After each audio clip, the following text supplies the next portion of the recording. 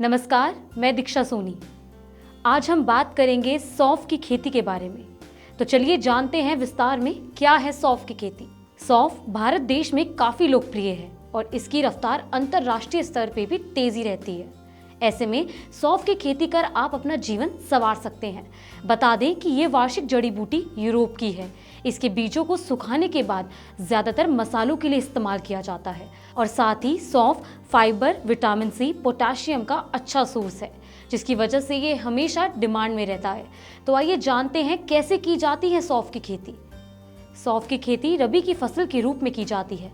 आपको बता दें, भारत सौंफ का शीर्ष उत्पादक है, जिसमें राजस्थान, आंध्र प्रदेश, पंजाब, उत्तर प्रदेश, गुजरात, मध्य प्रदेश, कर्नाटका और हरियाणा प्रमुख सौंफ उत्पादक राज्य है। वहीं सौंफ अपने औषधीय गुण की वजह से जानी जाती है, जैसे कि इसका सबसे ज्यादा उपयोग पाचन के लिए किया जाता है।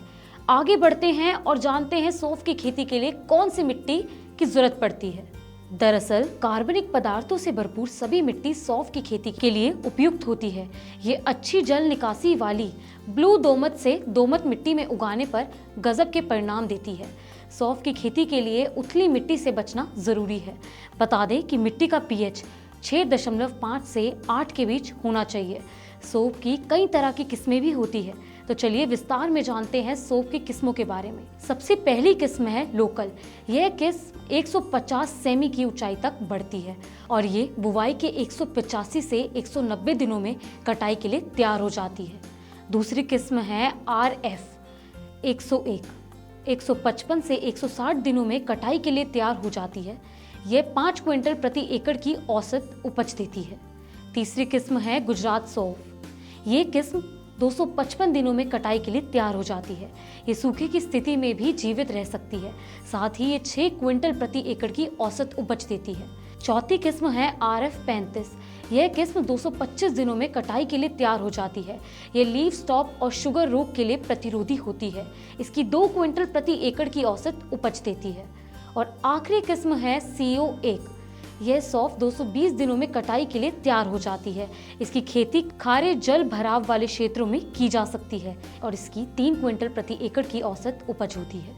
तो चलिए जानते हैं कैसे करते हैं इसकी बुवाई, सिंचाई और कटाई।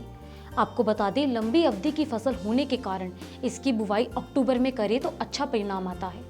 इसकी खेती करते समय 2 पंक्तियों के बीच 45 सेमी और 2 फसलों के बीच 10 सेमी की दूरी होना जरूरी है और इसके बीज को हमेशा 3 से 4 सेमी की गहराई पर ही बोएं। सौंफ को सीधा बोया जा सकता है, जबकि कुछ क्षेत्रों में इसे पहले नर्सरी में उगाया जाता था और फिर मुख्य खेत में रोपित किया जाता था। खरपतवार की तीव्रता के आधार पर इसकी 1 या 2 बार निराई गुड़ाई करें और खरपतवार के रसायन को नियंत्रित करने के लिए पेंडिमेलेथिन 1 लीटर प्रति एकड़ पर ही डालें। अब बात करेंगे सिंचाई की। सौंफ के बीजों के बेहतर अंकुरण के लिए बुवाई से पहले सिंचाई करें। पहली सिंचाई बुवाई के 10 से 15 दिन बाद ही करें।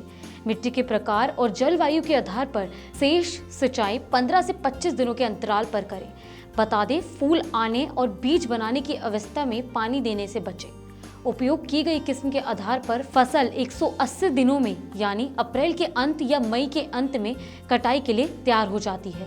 जब फलियां अपना रंग हरे से हल्के पीले रंग में बदलने लगे तो कटाई शुरू कर दें।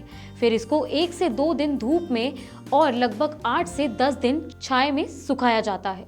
इसी तरह की अन्य जानकारी के लिए देखते रहिए कृषि जागरण। धन्यवाद।